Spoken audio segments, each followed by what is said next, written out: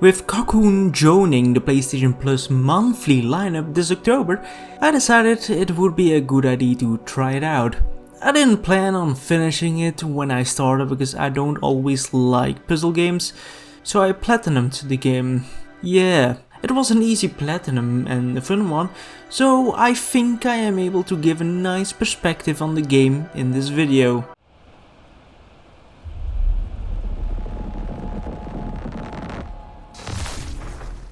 Welcome to MathEizen Studio, the channel where I'm just serious about reviewing and talking about games. If you like reviews and video game talks, definitely consider subscribing. Today I will be talking about Cocoon and whether or not it is a puzzly masterpiece. I will dive deeper into two aspects of this game, so let's talk about the first one.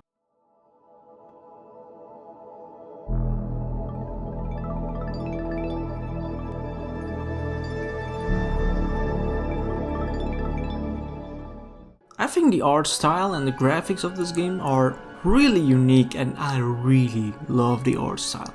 It's simple and it really matches the whole vibe of the game and a lot of the areas as well. Every single area feels personal, feels well crafted, and some of them are actually really creepy. And I think there's a lot of environmental storytelling going on if you actually pay attention to everything.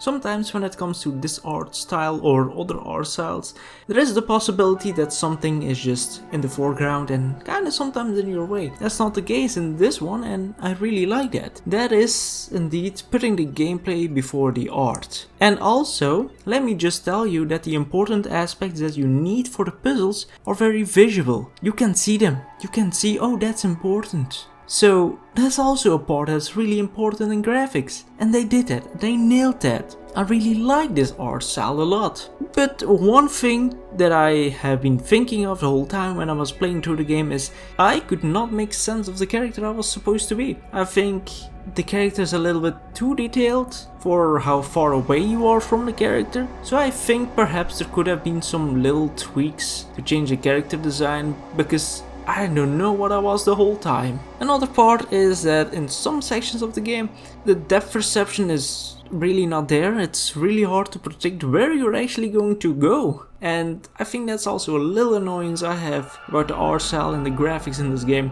But I still give this a 9 out of 10.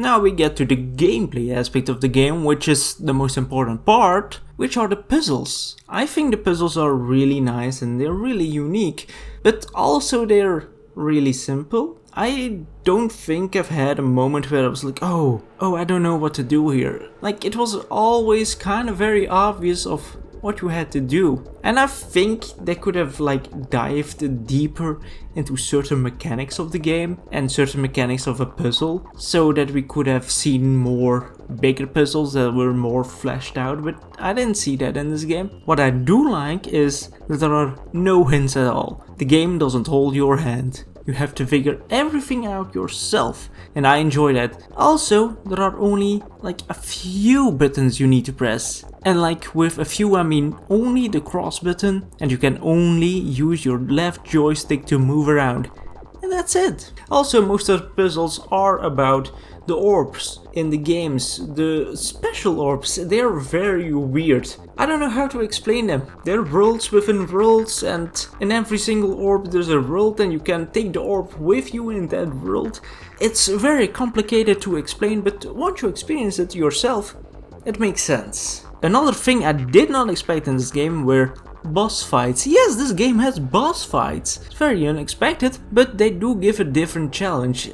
I just can't see why it has to be in this game. They're really well made, in my opinion. The boss fights are really well made, and you can't really die, you just get set back if you lose them, but other than that, there are only 4 of those, and I have actually no clue why they are implemented in the game. But but they're good. There are also a lot of puzzles in this game that need reaction time. Most of them are easy, but some are somehow really difficult to do and need a few tries to do, and I think it doesn't match, right? The difficulty doesn't scale up well enough, it doesn't scale up right to me, and that's one of the other annoyances I have with this game. There are also a bunch of collectibles, which is only one kind of collectible, and every single one has a trophy connected to them, and there is also a different ending. One other thing that I thought was that while aiming at certain parts, because there is some kind of like orb that shoots projectiles, at certain parts when you're aiming, I think it's really finicky to do. It works well, but in certain aspects of the game, it's not nice. It doesn't feel good.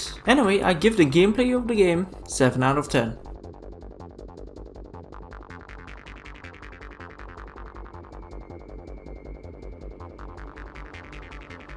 This game is not a Puzzly masterpiece, but it's a damn good 16 out of 20. It is a very short game as well, with only taking around 3 to 5 hours to beat. I didn't dive deeper into the story because that is up to interpretation and should not be rated. If you're interested in what kind of story the game has, I would tell you to play the game yourself. I hope you all enjoyed the video and try out the game. See you later.